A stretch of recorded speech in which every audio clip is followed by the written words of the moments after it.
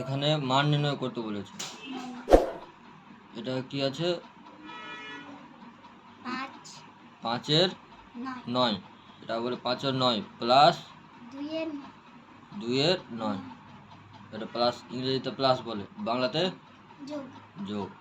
আর মাইনাসকে হ্যাঁ বাংলাতে কি বলে? বিয়োগ। এটা 5 এর 9 যোগ 2 এর 9। এটা কি আকারে আছে? ভগ্নাংশ আকারে আছে।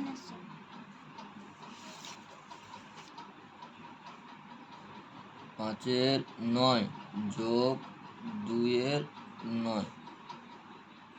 প্রথমে কি করব? এটাকে লসাগু করব। লসাগু করলে প্রথমে একটা বড় দাগ দিতে হয়, দাগ দিলাম। এবার নিচের গুলো লসাগু করব। 9 9 এর লসাগু করব। এর লসাগু কত হবে?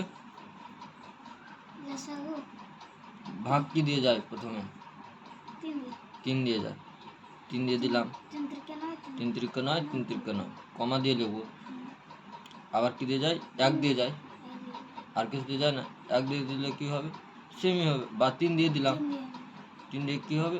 1 1 হলো। এবার এটা লসাগু কি হবে? 9। 3 গুণ 3 3 3 9 আর 1 গুণ করলে কত হচ্ছে? 9 হচ্ছে। আর যদি এটা প্রথমে লসাগু করে দেখব, কত হলো? 9 হলো।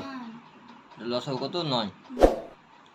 যদি নিচে যদি সেম সেম সংখ্যা থাকে, মানে এখানে যদি 9 আছে তো এখানেও 9 আছে, তাহলে কি লসাগু 9 হবে।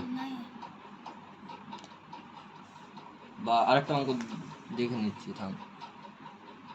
5 এর 7 প্লাস 2 এর 7, এটার লসাগু কি হবে? নিচে সেম সেম আছে, তার জন্য 7। এটা সহজ নিয়ম একটা। বা এটা লসাগু করলে কি হবে? 7ই হবে। এটা যেমন লসাগু করে কত হলো? 9 হলো। 9কে 9 দিয়ে কি করব? ভাগ করে কত হয়? 1 হয়। 1কে 5 দিয়ে গুণ করলে কত হয়? 5। এবার এখানে কি আছে? যোগ না বিয়োগ? তো এখানে কি দেখবো? যোগ। এবার এটাকে 9 দিয়ে ভাগ করব। ভাগ করার কথা হলো 1 থাকবে। 1কে আবার 2 দিয়ে গুণ করব। 2কে 2। এবার নিচে সমান দেব। একটা দাগ দিলাম, 9টা লিখে দিলাম। 5 আর 2 যোগ করে কত হয়? 7। এটাই হলো উত্তর, 7 এর 9।